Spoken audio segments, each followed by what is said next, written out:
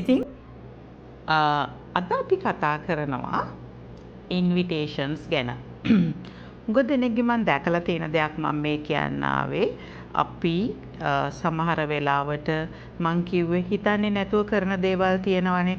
දැන් අපි ඉන්විටේෂන් එකක් එහෙම නැත්නම් ඉන්වයිට් එකක් අපි යනකොට ආරාධනා පත්‍රයක් යවනකොට හොඳට මතක තියාගන්න අපි අපි හිතනකො වෙඩින් ඉන්විටේෂන් එකක් ගැන මම කතා කරොත් ඉස්සෙල්ලාම ආරාධනා පත්‍රයක්. දැන් අපි කපල් එකකට ආරාධනා කරනවා නම් එයාට දෙන්නේ අපි ඔයා එයාගේ පැත්තෙන් නම් දැන් හිතන්නකෝ හරි විදිහ මං කියන්නකෝ දැන් මම ශිරු විජේමාන්න මගේ මහත්තයාගේ නම ලසන්ත කියලා හිතන්නකෝ. හැබැයි ඒ ඉන්විටේෂන් එක එන්න ඕනේ එතකොට මිසිස් ලසන්ත විජේමාන්න කියලා. හරි මෙන්න මේ විදිහට එන්න ඕනේ.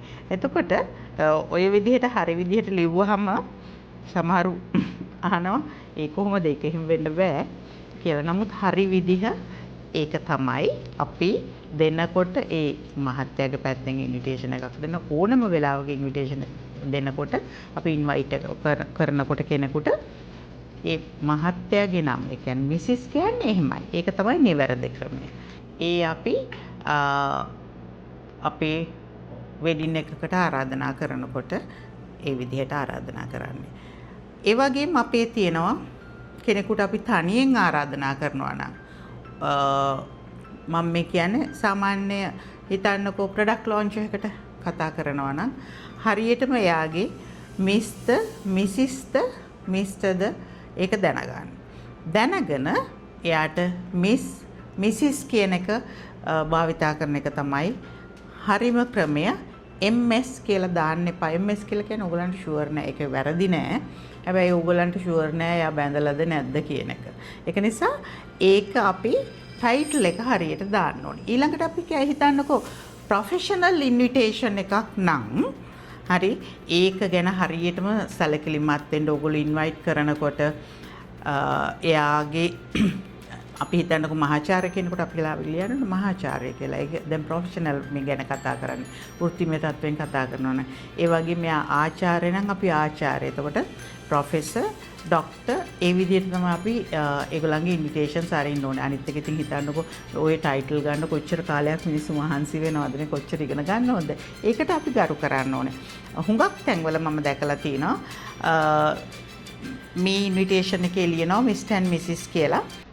ඒක ඉතින් දැන් මං හිතන්නේ මෙහි සමාජයේ අනුගත වෙලා තියෙන. නමුත් කියලා දෙන්නේ හරි දේ. පවුලටම අපි ආරාධනා කරනවා නම් ඔය ඉන්විටේෂන් එකේ ලියන්න පුළුවන් අපිට so and so එහෙම ලියලා and family කියලා ලියන්න පුළුවන්. ඇතුලේ ඉන්විටේෂන්ස් ගැන අපි කියනකොට ඒ විදිහටම තමයි ලියන්නේ. ඇතුලේ අපි ලියනවා මිස්ටර් ඇන්ඩ් මිසිස් කියලා.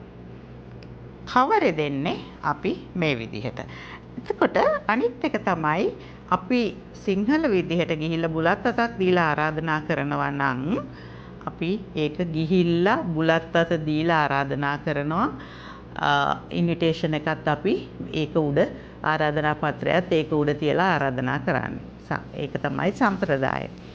අනිත් එක තමයි අපි හිතන්නකෝ ඈත ඉන්නේ අහවල් දවසේ තියෙනවා ඔයා WhatsApp කරනවා. එහෙම නැත්නම් Messenger වනවා. WhatsApp කරලා Messenger වල නිකන් ඉන්න එපා කවුරුත් එන්නේ නැහැ. මම වුණත් මට WhatsApp එකට message එකක් දාලා තිබුණොත් invite එක මම ඒක දිහා බලලා නමුත් අනිවාර්යයෙන්ම ඒ දාලා එයාට දුරකථන ඇමතුමක් දෙන්න ඕනේ. ඔයාගේ ආරාධනා පත්‍රය එවලා තිනවා. ඔබතුමිය එනවද ඔබතුමා එනවද කියලා දැනගන්න ඒක ගැන කතා කරන්න ඕනේ. ඒක හරි වැදගත්.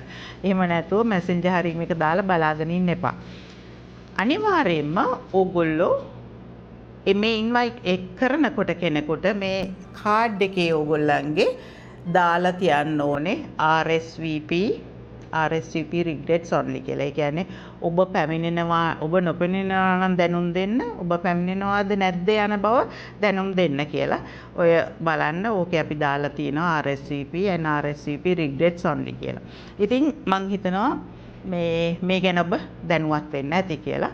මේකත් චාරිත්‍රයක් අපේ හොඳ manners and you know your etiquette.